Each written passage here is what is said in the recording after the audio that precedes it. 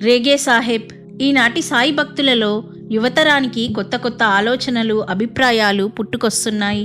వేషభాషలలో కాలగతిలో మార్పులొచ్చినట్లే ఆధ్యాత్మికతలో కూడా మార్పు వస్తుందని వీరు తలుస్తారు. సాంప్రదాయ పద్ధతిన సంధ్యావందనము, గాయత్రి మంత్ర జపము మొదలైన వాటి వలన ఎట్టి ఉపయోగము లేదేమోనని కొందరి అభిప్రాయము.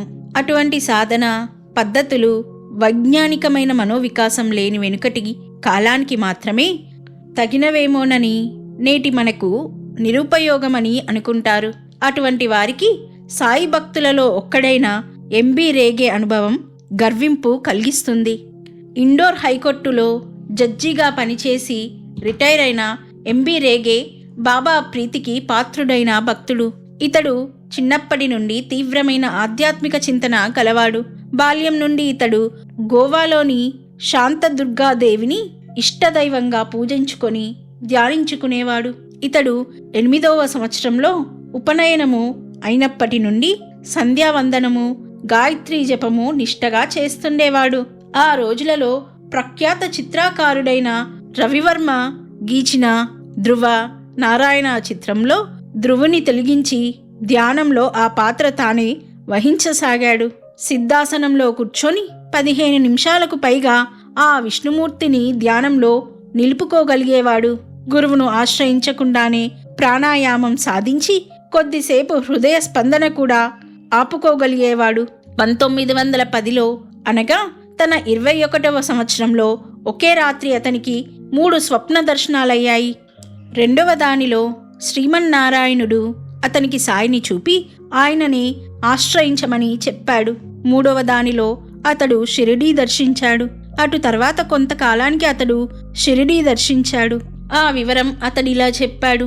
నేను మొదట బాబాను మసీదులో దర్శించడానికి వెళ్ళినప్పుడు ఆయన చెంతన ఇతరులెందరో ఉన్నారు. నేను వెళ్ళి సాష్టాంగపడి వారి పాదాలపైన తల ఉంచాను. ఆయన, ఏమిటి, మానవుణ్ణి పూజిస్తావా అన్నారు. వెంటనే నేను కొంచెం వెనక్కు వెళ్ళి దూరంగా కూర్చున్నాను. ఆ ఎత్తిపొడుపు మాట నా హృదయానికి ఎంతో తీవ్రంగా తగిలింది.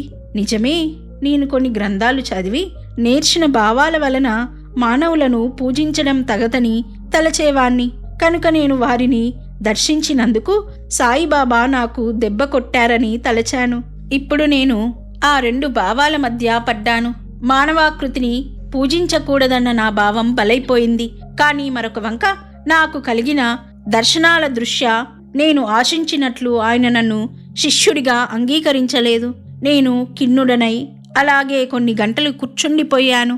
అటు తర్వాత మసీదు నేలపై కూర్చున్న బాబానొక్కరినే విడిచి అందరూ వెళ్ళిపోయారు. అప్పుడు బాబా నన్ను కూడా వెళ్ళి రాధాకృష్ణ ఆయి ఇంట బస చేయమని చెప్పారు. నేను అలానే చేశాను. అది మధ్యాహ్న సమయం. ఆ సమయంలో బాబా వద్దకెవ్వరూ వెళ్ళకూడదని, అలా వారి ఏకంతానికి అంతరాయం కలిగిస్తే శిక్షగా కీడు జరుగుతుందని అందరూ అనుకునేవారు.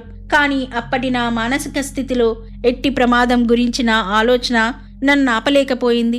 నేను షిరిడీ వెళ్ళేటప్పుడు పట్టుకున్న ఒక ఆశ తునాతునకలయింది. ఇక భయపడడానికి ఏమున్నది? వారు నన్ను కొట్టి నా తల పగలగొట్టవచ్చు, కొడితే కొట్టని అనుకుంటూ ఆయనను సమీపించాను. నేనింకా కొన్ని గజాల దూరంలో ఉండగానే ఆయన ఆదరంగా తమ దగ్గరకు రమ్మని సైగ చేశారు. నేను ధైర్యం తెచ్చుకొని వెళ్ళి ఆయన పాదాలపై తలవంచాను. ఆయన వెంటనే నన్ను కౌగలించుకొని తమకు దగ్గరగా కూర్చోమని చెప్పి, నీవు నా బిడ్డవు, ఇతరులు ఉన్నప్పుడు మేము బిడ్డలను దూరంగా ఉంచుతాము అన్నారు. ఉదయం ఆయన నన్ను ఎందుకు నిరాకరించినట్లు కనిపించారో అర్థమయ్యాక నా పట్ల వారికున్న గాఢమైన ప్రేమను తెలుసుకున్న నా హృదయం కరిగిపోయింది. చివరకు వారే నా రక్షకుడు, గురువు, దిక్కు అని గుర్తించాను.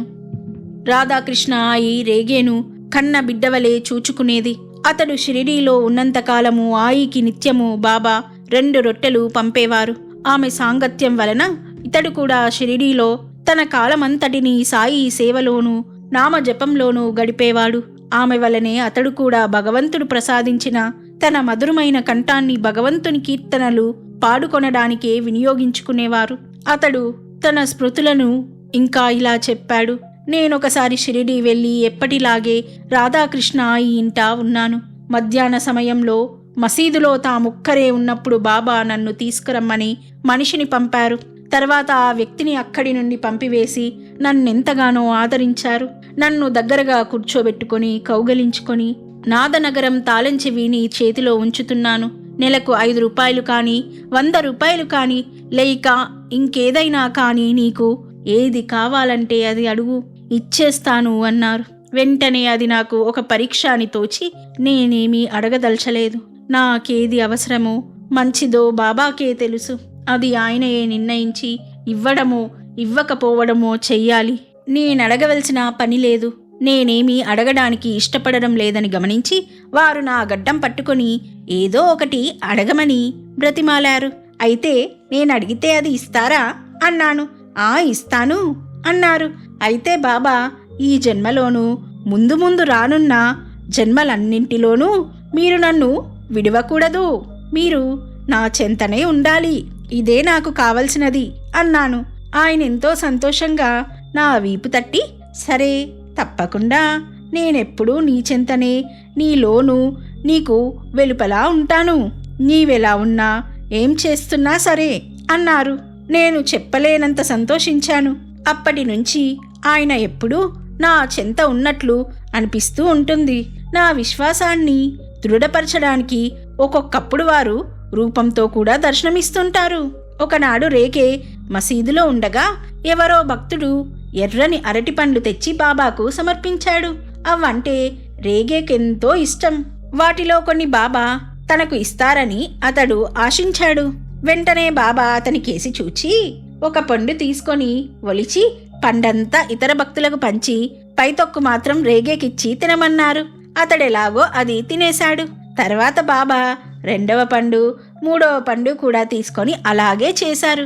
చివరకు 4వ పండు చేతిలోకి తీసుకొని అతనికేసి చూసి, నేను నీకేమీ ఇవ్వలేదా అని ఆ పండు ఒలిచి కొంచెం తాము కొరుక్కొని అదెంతో బాగుందన్నారు. తర్వాత భాగం అతని నోటకందించి కొరుక్కోమన్నారు. మళ్ళీ తానొక్క ముక్క కొరుక్కొని అతనికొక ముక్క కొరికిస్తూ అలా పండంతా పూర్తి చేశారు. ఈ లీల గురించి ఆలోచిస్తే ఎంత విలువైన ఆధ్యాత్మ సూత్రాలు తెలుస్తాయి. మొదట ఆ పండును చూడగానే రేగేకు జిహ్వ చాపల్యం కలిగింది. అది పండు రూపం చూడడం వలన, తనిదివరకు ఆ పండు తినిన అనుభవం గుర్తుకు రావడం వలన కలిగిన జిహ్వ చాపల్యం వలన బాబా ప్రసాదమన్న భావమే అతనికి స్ఫురించకుండా పోయింది. అది ఒక బలహీనత అన్న గుర్తింపు కూడా అతనికి కలగలేదు. నామరూపాల వల్ల కలిగిన లౌకిక సుఖభ్రాంతి విడుస్తే కాని, బాబా పరిభాషలో చెప్పాలంటే 5 సమర్పిస్తే కాని గురుకృప లభించదు. బాగా ఆలోచించి నామరూపాత్మకమైన ఇంద్రియ విషయాలు నిజంగా సుఖమయములు కావని మొదట ముముక్షువు తెలుసుకోవాలి. అప్పుడు కాని విషయాల పట్ల వైరాగ్యం కలుగదు. కానీ అందుకు తగిన జీవితానుభవం సద్గురు కృప వలనే కలుగుతుంది. అందుకే సాయి అతనిని భ్రమింపచేసి అరటి తొక్కును మాత్రమే అతనికిచ్చారు. ఒక్కసారి కాదు, ముమ్మారు. నిజమైన ఆత్మసుఖం ఇంద్రియ విషయాల మాటున దాగి ఉంటుంది. సద్గురువు దానినే అనుభవిస్తుంటారు. అటువంటి గురువు విశ్వాసము ఒరిమీలతో తమను శరణు పొంది మొదట తాము ప్రసాదించిన కఠిన పరీక్షలను విశ్వాసంతో హృదయపూర్వకంగా స్వీకరించిన సచ్చీష్యునికి మాత్రమే ప్రసాదిస్తారు. దానిని అరటిపండు ఒలిచినట్లు అత్యంత సులభంగా బహిర్గతం చేసి నోటికి అందిస్తారు. ఆ స్థితిలో గురు శిష్యులకు ఆ భేదం సిద్ధిస్తుంది. దానిని తెలపడానికే ఆ గురు శిష్యులిద్దరూ చెరక ముక్క కొరుక్కుంటూ ఆరగిస్తారు.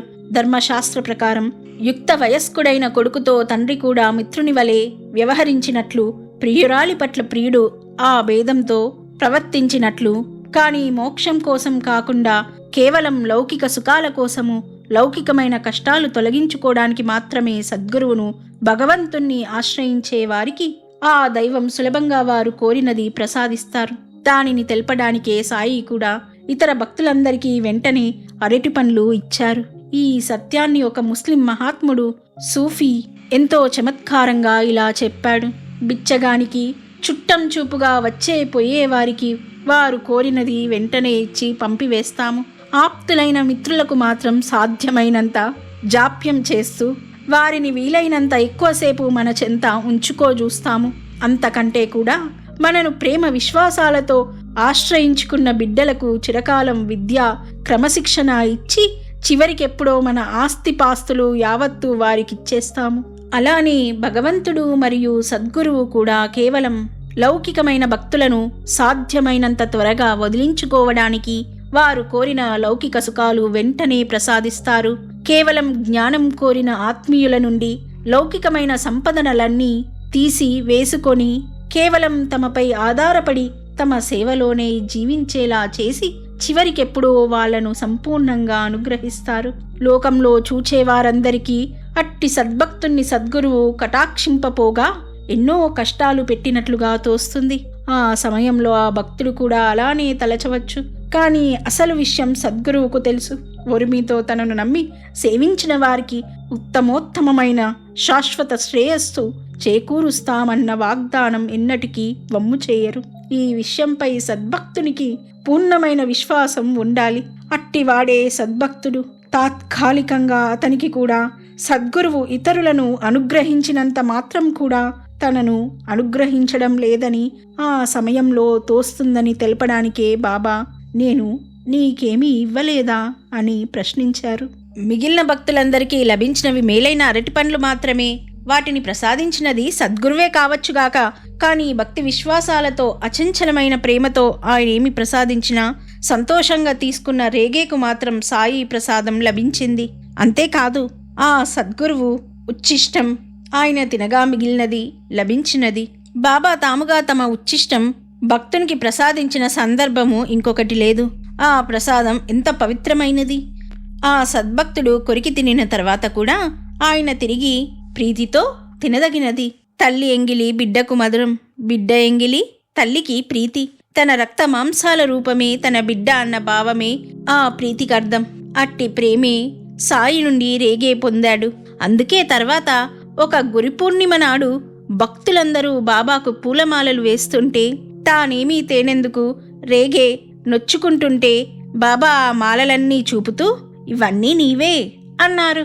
అంటే అందరూ వేసిన మాలలు కలిసి అతని హృదయంలో ఆయన పట్ల గల మాయని ప్రేమ అనే మాలకు సరితూగుతాయని వారి భావం. సాయి తమ గురువుకు బాహ్యమైన పూలమాలలు ఎన్ని మార్లు వేశారు గనుక సంవత్సరం 1916లో రేగే ఎవరూ చూడకుండా వారి ఆసనం కిందకు నెట్టి విడిచిన మస్లిన్ గుడ్డను బయటకు తీయించి ఇది నాది, ఇది తిరిగివ్వను అంటూ బాబా దానిని తమ భుజాలపై కప్పుకుంటూ రేగేకేసి చూసి ఇది నేను కప్పుకుంటే బాగుంటుంది గదూ అన్నారు. రేగే వంటి భక్తుని ప్రేమ అతని హృదయంలో నిష్ఠ అచంచలమైన భక్తి ఓరిమీల రూపంలో గుప్తంగా ఉంటుంది. సాయి కూర్చున్న ఆసనం కింద మస్లిన్ గుడ్డ ఉన్నట్లు భర్త పట్ల గల ప్రేమను పతివ్రత ఎన్నడూ లోకానికి ప్రకటించుకోదు. అలా ప్రకటించేది వేశ్య మాత్రమే. అంతటి ప్రియుడు తన పట్ల సంప్రీతుడయ్యాడని లోకానికి గర్వంగా చాటుకుంటుంది. వేశ్యకు లోకం యొక్క ముప్పు ముఖ్యం కాని ప్రియునిపై తనకున్న ప్రేమ కాదు.